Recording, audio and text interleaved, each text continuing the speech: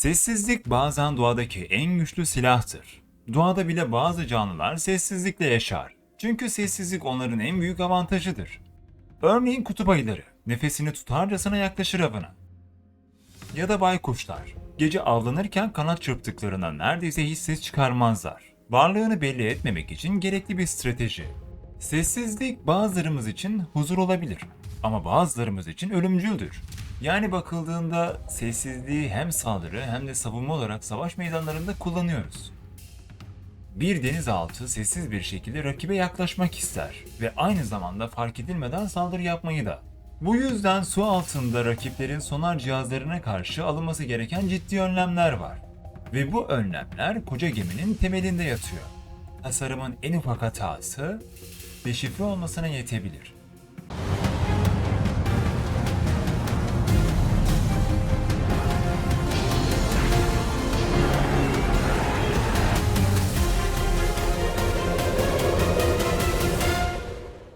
Denizaltının temelinde yatan bazı öncelikler var.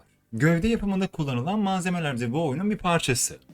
Titanyum alaşımlı gövdeler, manyetik iz bırakmaz ve gürültüyü azaltacak kadar elastikiyet sunar. Rezonansı düşüktür ve mükemmel pahalıdır. İşlemesi zor ve çok uğraş istediği için imalatı da iki elin 10 parmağını geçmez. Amorf metaller 2000'li yıllardan sonra gelişti ve titanyum alaşımlı malzemenin gücünü ve aşırı maliyetini elinden aldı. Çünkü bu radar ve sonar sinyallerini çok ama çok az yansıtıyor. Denizaltıların radarlık pek işi olmuyor ama yine de su altında olduğu gibi yüzeye yakın yerlerde de gizlilik sağlıyor. Ayrıca amorf metallerin oluşumunda kristal yapı yok. Yani atomları diğer metallerin oluşumu gibi simetrik dizilimin sonucu değiller.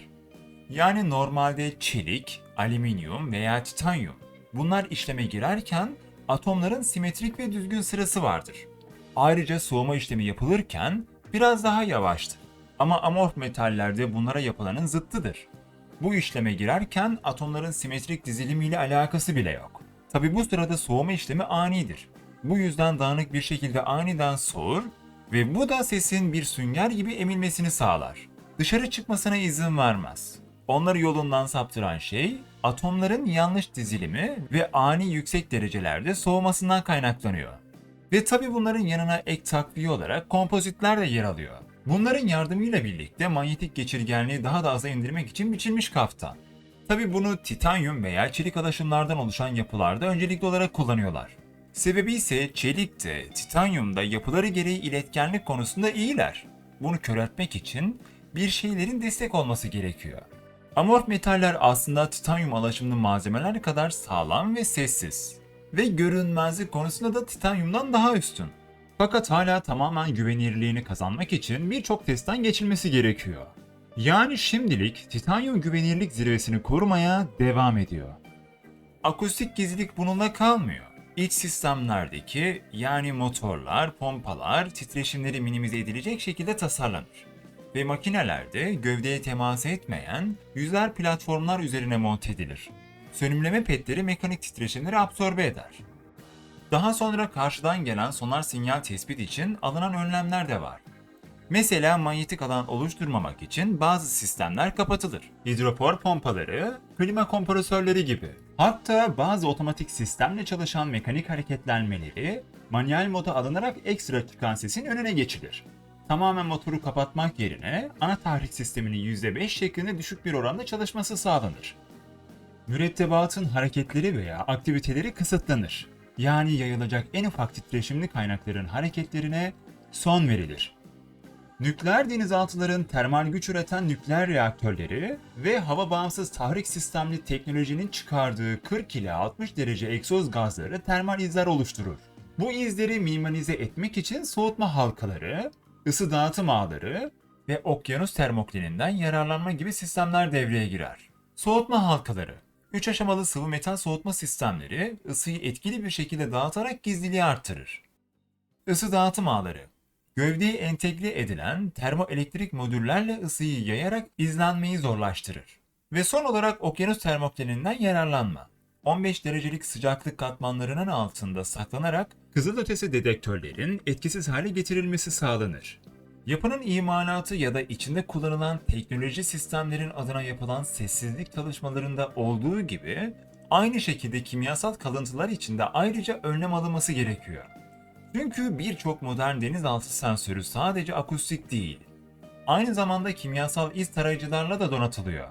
Yani bu şu demek, istenilen sessizlik sağlansa da araçtan çıkan küçük kimyasal maddeler, yani soğutma sıvıları, egzoz gaz kalıntıları, yakıt izleri, metal iyonları, hatta gemi boyası bileşenlerine kadar gizliliği bozacak olan kalıntılarla doludur.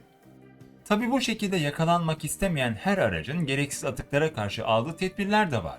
Egzoz sistemlerinde aktif karbon kimyasal filtreler, metal iyonlarını tutan özel kaplamalar, boya altı polimer bariyerler, gövdede kullanılan alaşım ve kaplamalar deniz suyuna minimum reaksiyon veren türlerden seçilir.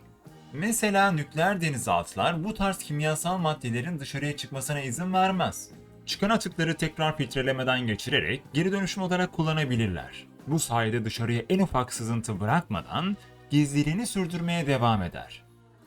Denizaltıların sadece sessiz olması yeterli olmayabilir. Bu yüzden ek önlemler alarak derinlere inip doğal ortamın avantajlarını kullanmak gerekiyor. İlk olarak suyun fiziksel özelliklerini göz önünde bulunduralım. Derinlik arttıkça suyun basıncı da artıyor ve bu sesin yayılımını etkiler. Ayrıca termoklin tabakaları gibi okyanus tabakaları 200 ila 400 metre derinlikteki sıcaklık gradyanı sesi bükebilir veya engelleyebilir. Akustik aldatma taktiklerine gelince bu taktiklerin amacı düşman sonarlarını yanıltmak olmalı. Sahte ses kaynakları, ses emici malzemeler veya gürültü çıkaran cihazlar kullanılarak denizaltının gerçek konumu gizlenebilir. Taktiksel manevra kütüphanelerinde ani 180 derece dönüşlerde takip eden denizaltının pasif sonar konumlamasını bozma yeteneğine sahip olan çılgın Ivan manevrası veya 30 saniyede 300 metre dikey dalışla termoklin katmanları arasına sıkışma taktiği uygulanıyor. Termoklin katmanı dediğimiz şey suyun sıcaklığı ve soğukluğu arasındaki geçişlerdir. Yani suyun üstü sıcak, altı soğuk olduğu için. Böyle 300 metre gibi bir mesafeyi 30 saniye gibi bir sürede dikey iniş yapıldığında su tabakaları ses dalgalarını bükmeye ve kırmaya başlar. Tıpkı ışığın su ve hava geçişinde bükülmesi gibi. İleri seviye taktikler. Bunda gölge oyunu, derin donma ve akustik ayna gibi aldatmacı taktikler var. Gölge oyununda bir ticaret gemisi konvoyun peşine takılarak 72 saat boyunca saklanabilir veya konteyner gemilerin pervane gürültüsünü kullanarak kendi sesini maskeleyebilir. Derin donma taktiğinde tüm sistemler kapatılır ve deniz tabanında oturma pozisyonuna geçilir. Tabi bu derinlik öyle binlerce metre değil, yüzlerce metre derinlikte. Son olarak akustik ayna, pasif sonar verilerini kaydeder ve 30 dakika sonra tekrar yayınlar. Ve bu şekilde mekan algısını bozabiliyorlar. Yani önceden kaydedilen pervane veya denizaltı ya da herhangi sesleri sonradan drone yoluyla veya farklı bir sistemle suya sessizce indirirler. Ve ortalama 30 ila 60 dakika sonra kaydedilen sesler yayınlanır. Ve bam! Düşman gemisi yanlış hedefe doğru gider. Son olarak geri dönüşüm sistemleri ve sessiz teknolojiler ne kadar iyi olursa olsun tamamen sıfır gürültü elde etmek imkansızdır.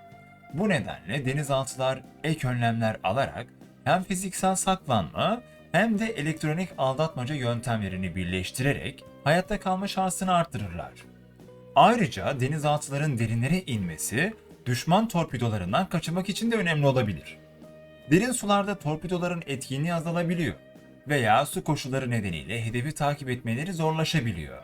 Bu durumda derinlik taktiği hayati öneme sahip diyebiliriz. Denizaltılar için sessizlik yalnızca bir taktik değil, hayatta kalma kuralı.